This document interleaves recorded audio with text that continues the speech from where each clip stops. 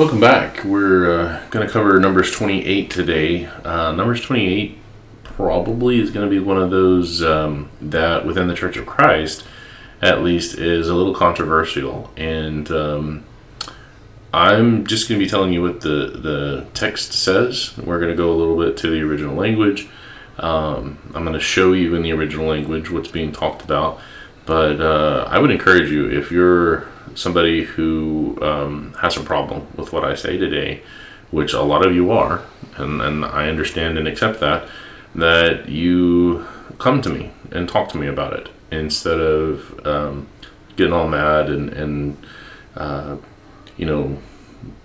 causing problems. That you come and let's talk about what the Bible actually says, because I'm only saying these things because that's what the Bible actually says.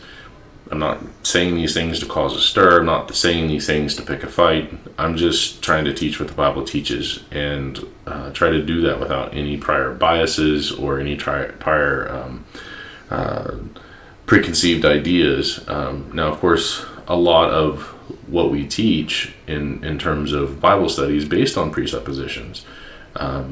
For instance, I am teaching these lessons based on the presupposition that God exists and He wrote the Bible.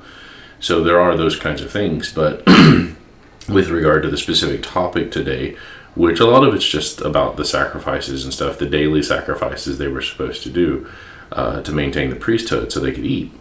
There's a little bit in here that's going to be hard for a lot of people, especially within the Church of Christ, to hear. And I would challenge you to actually dig into the scriptures yourself and try to understand what it is that God is actually saying, rather than relying on the traditional proclamations that our preachers have made throughout the years. And I would argue that some of those proclamations are fairly recent, that only go back 100 years or so. So anyway, I'm going to get into it, Numbers chapter 28, and feel free to message me privately or comment below, and we can talk about these things. So Numbers chapter 28, and Jehovah spake unto Moses, saying, Command the children of Israel. Who is this for? Children of Israel, not for all of us today. And say unto them, My offering and my bread for my sacrifices made by fire, for a sweet savor unto me, shall you observe to offer unto me in their due season.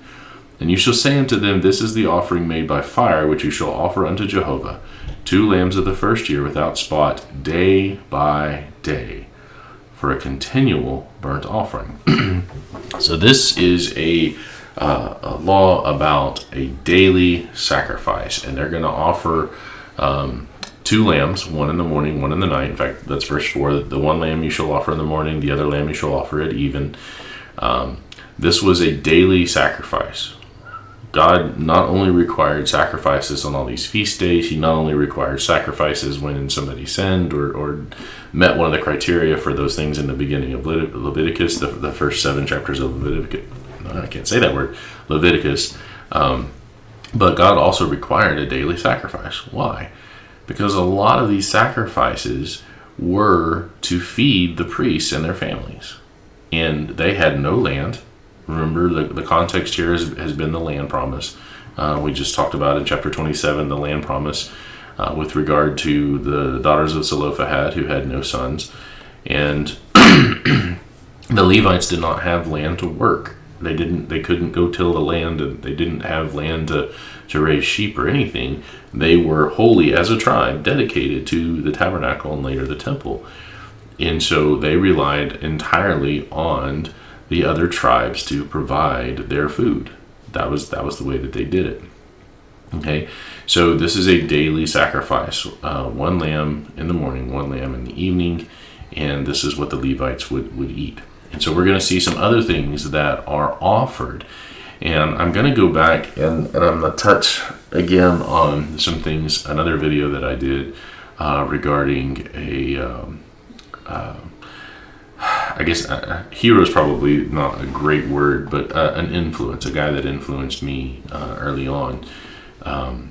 His name is Dr. Kent Ho, and you can see the video that I posted up. It's a 3-hour video because I was responding to his video. But in his video, he says that there are 2 kinds of religions in the world. There are the Cain religions and the Abel religions. And he looks at Cain and he says, Cain tilled the ground. He worked by the sweat of his brow, and he labored, and then he brought to God fruits and vegetables. And God does not accept our work. He does not accept our labor, and he doesn't accept fruits and vegetables as an offering. Whereas Abel just had faith and brought an animal in place of. It was a representative of himself. And that is totally not what Genesis 4 deals with at all. We've already gone over it to an extent in Genesis 4. You can go back and watch that video. And I cover it pretty good in the response to Dr. Hovind video here. But I just want to bring out that part of the offering that God does accept is plant related. He accepts plant-based sacrifices just as much, because these offerings were food for the Levitical priesthood, and they weren't just carnivores. They like all humans, are omnivores. They eat both meat and plant-based things. And to say that it was Cain versus Abel in the sense of plants versus animal sacrifice or something like that is nonsense. To say that Cain worked and brought the efforts of his labor, and that's why it wasn't acceptable, whereas Abel just brought a sheep, and somehow that he never did any work raising the animals that he brought or offered is also nonsense. It is very clear in Genesis 4 that the reason that Cain's was not acceptable is because he just gathered some stuff and brought it to God, where Abel, it's very, very clear, Moses says that Abel brought the firstlings and the fat, the best of his flock. And that's why God accepted Abel's. That's the only reason that God accepted Abel's. If Cain had brought the first fruits of his garden and brought the best of the first fruits of his garden, his would have been acceptable as well.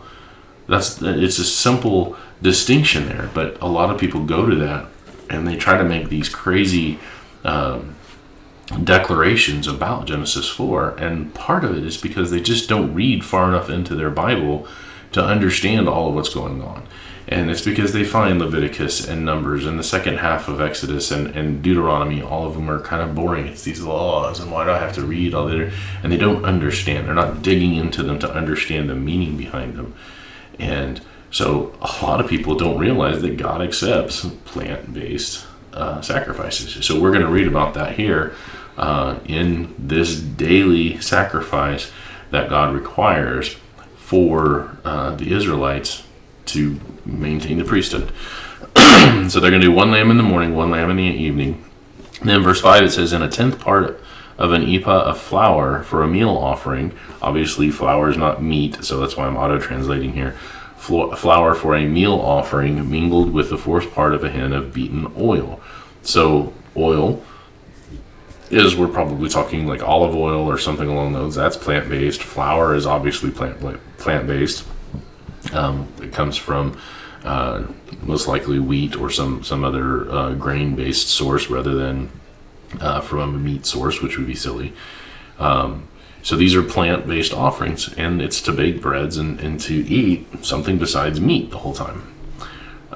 Verse 6, "It is a continual burnt offering which was ordained, set in order in Mount Sinai for a sweet Savior, a sacrifice made by fire unto Jehovah."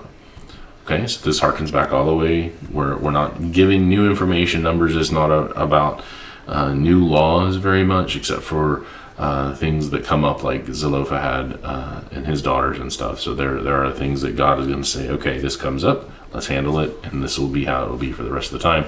But for the most part, Numbers is more of a historical. This is a reminder, because you guys have been marching for 40 years. You're about to go into the promised land. Let's remind you of the things that you already have in the law. And remember, I said Leviticus was likely the first of the books of Moses written. That the other ones come later and have served different purposes. Genesis, Exodus, Numbers, Deuteronomy, they come later. Obviously, Numbers and Deuteronomy come later because they are about things that happen later than when they first came out of Egypt. And so Moses is recording those things rather than writing a future history or something silly like that. So anyway, this is just a reminder of things that God has already told him to do at Mount Sinai. Now here's where it's going to get a little there's going to be conflict. There's going to be people who are going to get upset. Okay, but I'm just reading the text. It says in verse 7, "And a drink offering, therefore, shall be the fourth part of a hin for the one lamb. In the holy place shall you cause the strong wine to be poured unto Jehovah for a drink offering." So what was supposed to be poured for a drink offering? This is things offered to God. And the reason these things were offered to God daily was to support the priesthood. So this is something that the priest would be drinking. It says strong wine. Well, what is strong wine? Strong wine, if you look here, I'm in Numbers 28, verse 7, and you scroll down to where it talks about the strong wine is shekar. Shekar is a strong alcoholic drink. That's the only meaning of it. Strong drink, strong wine. It's an intoxicating drink. For those who use the word intoxicating, that's a different conversation to use the word toxic or intoxicating. But it's fermented. There isn't any other way to translate it. So when we talk about shekar, shekar is being offered as a drink offering to Jehovah daily for the purposes of supporting the priesthood. The priests were going to drink this stuff. And their families, the Levites, those who supported the tabernacle, who weren't priests, but who supported and maintained the tabernacle and the temple. They were given strong wine, the shekar. The basically it's alcoholic drinks that were not really from grapes, because that's yayin. And a lot of people, when they read back into the Old Testament and they're looking for places to show that God just condemns one drop of alcohol. You can't even have one drop of alcohol. And because they can't really find it well in the New Testament at all, because it's not really there, they'll go to the Old Testament because they think it's more clear, because there are places that warn against too much consumption of it.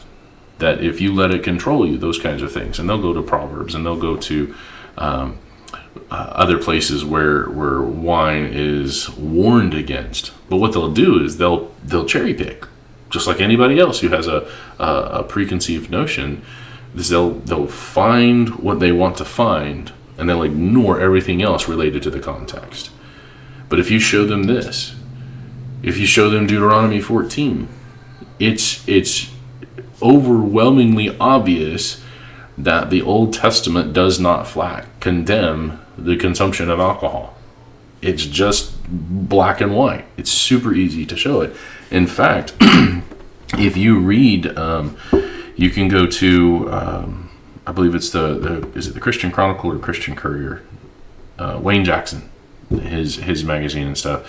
He even admits on his website that in the Old Testament, alcohol wasn't outright condemned.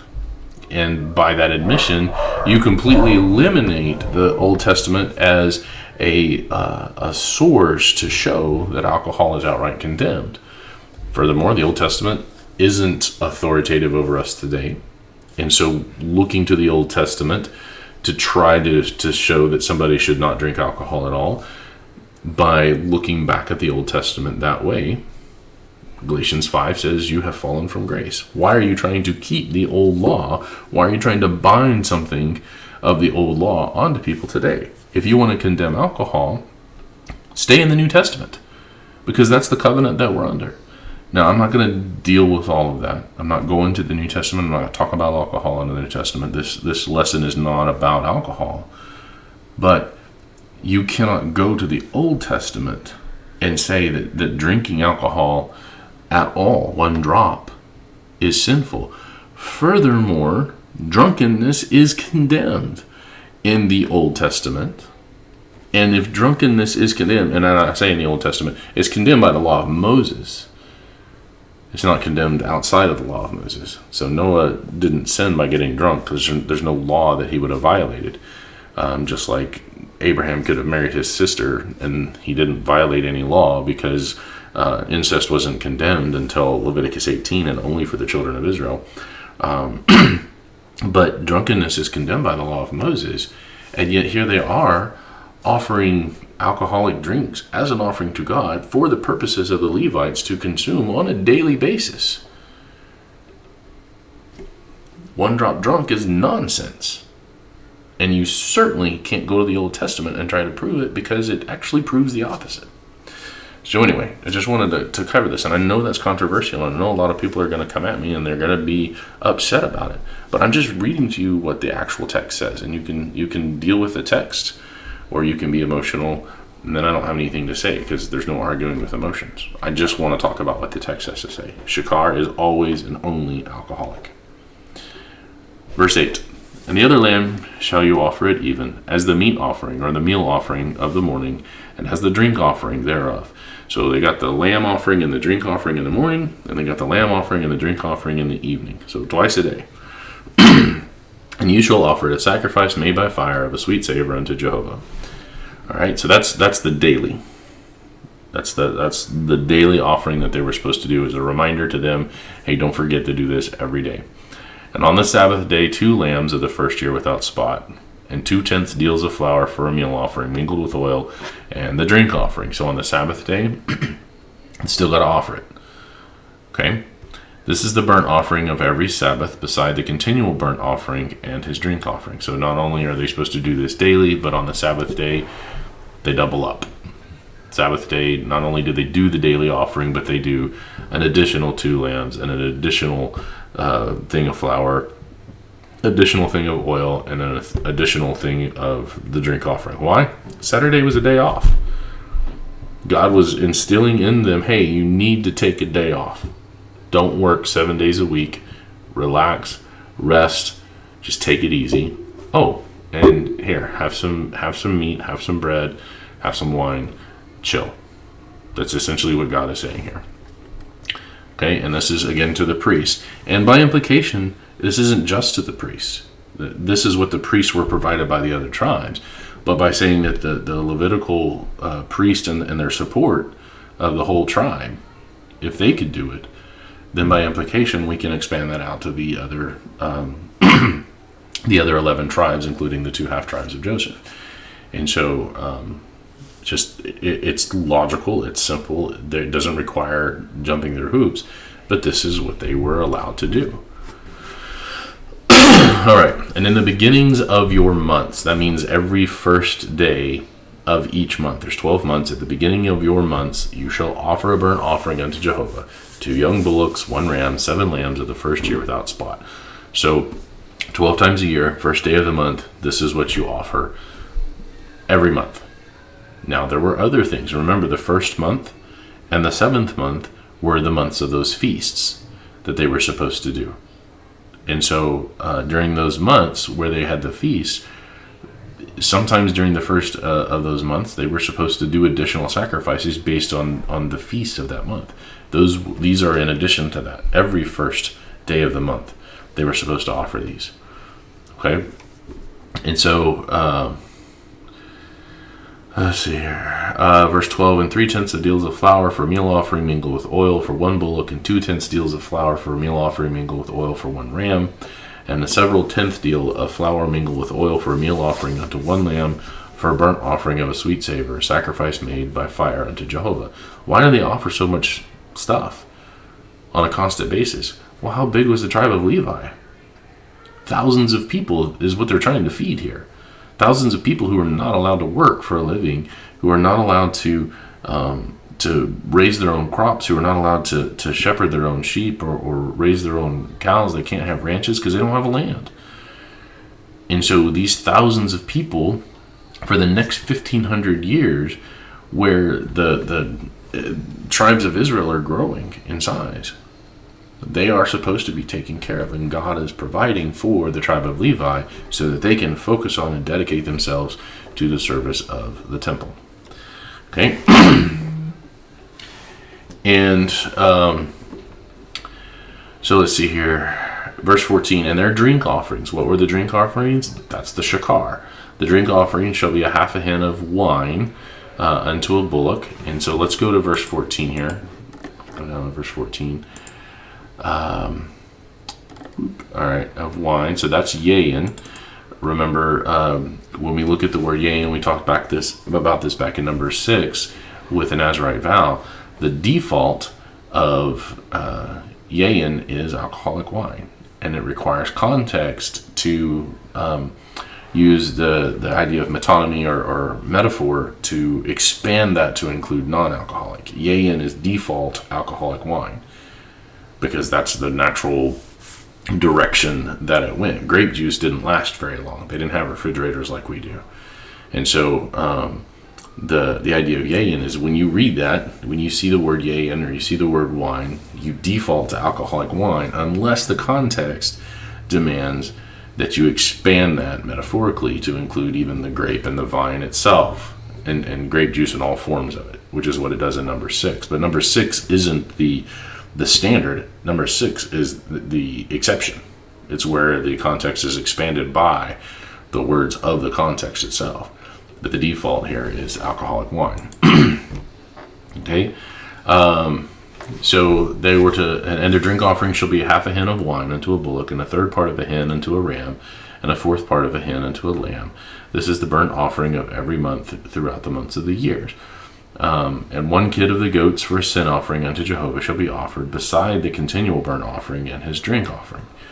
All right, and then it comes back and reminds them of the Passover. We've already covered the Passover. The Passover was talked about in Exodus. It was talked about in Leviticus.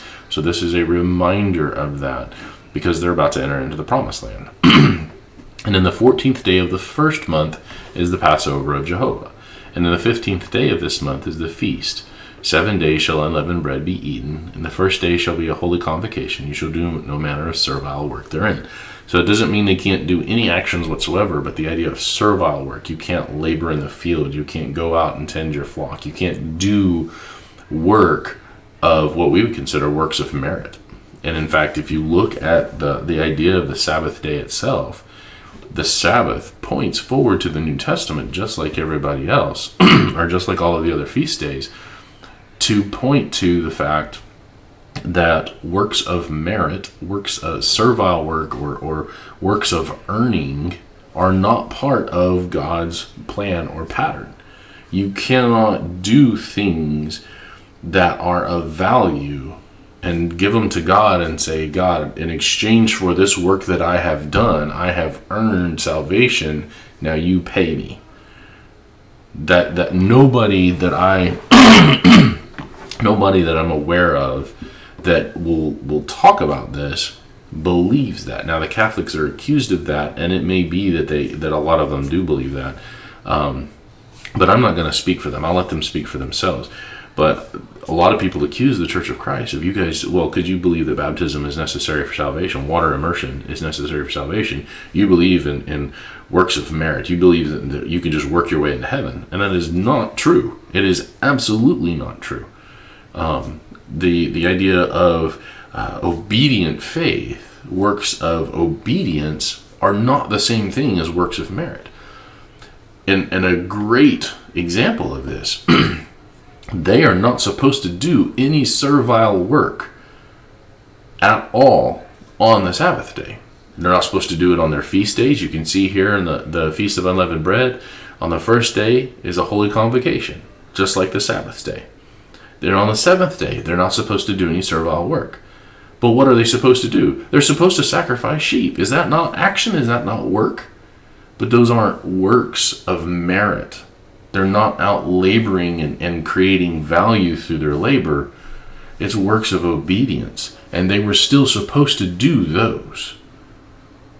And I think it's just something that has recently, people ask, well, do you ever learn anything new? You think you know it all or whatever? I learn stuff all the time. And one of the things that has recently, just kind of going through this study this time, has really dawned on me is how the Sabbath really relates to the idea of works of merit versus works of obedience in the Scripture, especially as a pointer to the New Testament antitype. We cannot earn salvation, but we must do things that God requires of us in order to be saved. Matthew 7:21, not everyone that says unto me, Lord, Lord, shall enter into the kingdom of heaven, which is the church, but he that does the will of my Father which is in heaven. You have to do the will of the Father. That's works of obedience. James 2 talks about this. Faith without works is dead. So anybody says, I'm saved by faith only, they're saved by a dead faith, by definition, because faith without works is dead. But a faith that is coupled with works of obedience, the right kind of works, where we're doing what God said, because God said, if you do them, then I will save you by my grace. That's not earning anything. That's not me saying, I got baptized, God, you owe me salvation. It's, God, you've told me if I believe in you and I repent of my sins and I confess and I am immersed in water in conformity to the death, burial, and resurrection of your Son, that you would save me. I have humbly submitted to all that you have required of me, and I give myself to your mercy and your grace. Please save me. It's a submission, it's a humility that we have to put ourselves through those things as God has commanded. Nobody claims that faith is a work of merit. But Jesus said in John 6:28 and 29, when they said, what are the works of God that we can do? Jesus says, these are the works of God that you can do. Believe on me. He called believing a work. But it isn't a work of merit. It's not a work of the law of Moses. It's certainly not a work of the devil. It's a work of obedient faith. And you can see this in Ephesians 2:8 and 9. For by grace are you saved through faith, that not of yourselves. That's not you doing something on your own without God. That not of yourselves, it is the gift of God. What is the gift of God? Grace is the gift of God. God gave us his Son. John 3:16, most popular passage in the entire Bible. And then he says in verse 9, Paul writes, that not of yourselves, or not of works, lest any man can boast. So if I do something, let's say I made my own thing up. I said, God, it makes sense that if I sin, I die. And so I think that if I save somebody else's life, that's worthy of exchange for my own life. So I go out and I save somebody's life. I really save somebody's life. And then I come to God and I say, God, I saved somebody's life. I think that's worthy of you saving my life. So here it is. You owe me salvation. That's something that I came up with. It was of myself. I didn't do it God's way. I did it my way. And now I'm trying to bargain with God and say, God, you owe me. Here's an exchange of value. You owe me. Well, there's nothing of value that I have to offer. There's nothing that I have the capacity to do to tell God, let's make a fair exchange of value. I can't. When I'm lost in sin, there is nothing of value that I have to offer God. That's why Jesus had to come and die. He had to live perfectly. He had to be both God and man 100%. And it is in him only that we find the perfect sacrifice capable of being the mediator, the go-between between God and man. And so when we talk about the Sabbath, there's a powerful connection between not working to earn, no servile work, no works of merit, no works of labor to earn. But they still had to sacrifice Sabbath days, and they had to do it not just on every Saturday in addition to the daily sacrifices, but also when there were these feast days. They weren't allowed to do any servile work, but they still had to sacrifice. And those are works of obedience, a complete and total, just, it blows away the idea of God doesn't want any works whatsoever involved in our salvation. It doesn't make any sense. So anyway, verse 19, but you shall offer a sacrifice made by fire for a burnt offering unto Jehovah, 2 young bullocks and 1 ram, and 7 lambs of the first year. They shall be unto you without blemish. And their meal offering shall be flour mixed with oil. 3/10 deals shall you offer for a bullock, and 2/10 deals for ram. Several tenth deals shall you offer for every lamb throughout the 7 lambs. And 1 goat for a sin offering to make an atonement for you, to pay, right? That's the idea of atonement, is to because you have sinned, then you need to atone for that. You need to make up for that. You need to do the things, not because by offering this it's of something you've earned or merited or valued, but because God said you had to do it. And God said, if you do this, then I will credit your account with righteousness. I will credit you as justified. And then when my son comes and he pays the actual price, he'll pay off that credited account. If we talk about sin in terms of debt. So the atonement was put on, this is them essentially putting on credit. God says, if you do this, I'll credit your account. And then Jesus came and paid off their credit cards of sin. That's essentially what's going on here. Because the blood of bulls and goats can't actually pay for that. We read that in Hebrews. It doesn't have the value that God would require due to his justice to pay for sin. And so what he's doing is he's allowing them to do something, because it was going to be another 1,500 years before Messiah came. And that's just what they had to deal with it. You shall offer these besides the burnt offering in the morning, which is for a continual burnt offering. After this manner you shall offer daily throughout the 7 days. This is during the Feast of Unleavened Bread. The meat of the sacrifice made by fire of a sweet savor unto Jehovah, and it shall be offered beside the continual burnt offering. Remember, they still had to do that daily, 2 lambs, 1 in the morning, 1 at night. And the drink offering, that's the shekar. So they bring this up a lot in this chapter. In the 7th day you shall have a holy convocation. So the first day they had a holy convocation, couldn't do any work. 7th day, holy convocation, couldn't do any work. Couldn't do any servile work. You shall do no servile work. Also in the day of the firstfruits. Okay, the day of the firstfruits, this was the first Sunday after the first Sabbath after the Passover. So that was the day of the firstfruits. When you bring a new meal offering unto Jehovah, after your weeks be out, you shall have a holy convocation and do no servile work. So that's the Feast of Weeks. Is it to keep the dog out? Oh, sorry. Yeah, it's to keep the dog out because he's eating stuff. I'm doing a video. I'm sorry. Yeah. So after your weeks be out, you shall have a holy convocation. You shall do no servile work. So those weeks are the 7 Sabbaths, and then a day. That's the Pentecost. So those are the first 4 of their feast days that they were supposed to take care of and do as Israel. Things that were important to them. So God is reminding them here in the book of Numbers as they come into it. But you shall offer the burnt offering for a sweet savor unto Jehovah, 2 young bullocks, 1 ram, 7 lambs of the first year, and their meal offering of flour mingled with oil, 3/10 deals unto 1 bullock, 2/10 deals unto 1 ram, a several tenth deal unto 1 lamb throughout the 7 lambs, and 1 kid of the goats to make an atonement for you. You shall offer them beside the continual burnt offering and the meal offering. They shall be unto you without blemish, and their drink offerings. Again, the drink offerings were shekar, as we mentioned back at the beginning in verse 7. It's the alcoholic strong drink. We're not even talking about alcoholic wine, in here. We're talking about shekar. So not only are they supposed to offer this daily, but they're also supposed to be offering this shekar as part of the Feast of Unleavened Bread, the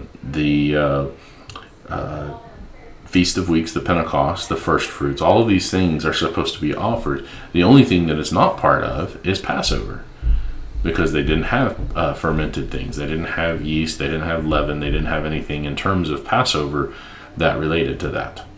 Because in that context of Passover, you have the idea of leaven represents sin. Now, that doesn't mean it always represents sin. God is always, obviously, he allows leaven in the natural course of making food and stuff. But in terms of these ceremonies, in terms of these laws and law keeping, for the purposes of some of these, they were not allowed to have any kind of fermentation or leaven, yeast, that fermenting process, or that gas process that causes bread to fluff up, or that causes wine to turn alcoholic. They weren't supposed to have that in terms of some of these, and that's including Passover, and that's including a couple of other places. But for the most part, Numbers 28 is just, it's so obvious that this was a part of their daily lives, that alcoholic drink was a part of their daily lives. And it's disingenuous to cherry pick a few verses and say, well, the Old Testament was against alcohol. You couldn't have alcohol in the Old Testament. That's nonsense. It's just absurd. And so, anyway, Numbers 28, the general point here is a reminder of these first four, the the Passover, the Feast of Unleavened Bread, the Firstfruits, and Pentecost. It was a reminder of those first four. Now I'm going to do a separate video where I'm going to really focus in on the 7 feast days. There's 2 sets. There's the first 4, and then there's the last 3. The first 4, of course, start in the first month, start with the Passover and whatever. But we'll look at Leviticus 23 for those, and we'll look here at Numbers 28, and we'll talk about them. But I want to really hone in. It won't be a textual overview like we've been doing with these lessons, but it's really going to hone in on the concepts of these feast days and how they point to the New Testament, because it's fascinating how those feasts typify and even outline the exact events of the first century, starting with the crucifixion of Christ, starting with the night that he was betrayed. It goes to that and it hits it exactly. So look for that. I'll get that out eventually, but this is Numbers 28. Again, if you have anything that you challenge, any point of contention with anything that I've said, please comment. Please contact me and let's talk through it and see what the Bible actually has to say, because that's the only thing I'm interested in. That I don't have any other interest. I don't have any other bone to pick. I don't have any other. I'm not trying to justify anything. I don't have a presupposition on this. I just want to teach what the Bible teaches, and I believe this is what the Bible teaches. So please come to me and talk to me about it. If you like what I had to say, subscribe, share, those kinds of things, and I appreciate that. So anyway, this is the Numbers 28 redo, and hopefully I'll get to the Numbers 31. Numbers 31, actually, I think I filmed that 3 times trying to get it right, and then it's still the audio messed up on it because I was using different equipment, and it's a long one and it's a hard one. It's a really, really hard one, so probably not going to do that one today, but I'll hopefully get to it here in the next few days, and I'll get that posted up, and then we'll try to finish Numbers, the book of Numbers up before the end of the year. So thank y'all for joining me, and we'll see you next time.